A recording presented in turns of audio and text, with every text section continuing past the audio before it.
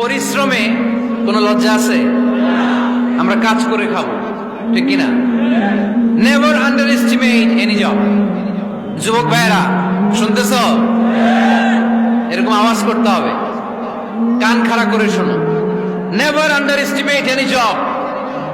কোন চাকরিকে ছোট করে দেখা যাবে, whether it's small or big, you don't care.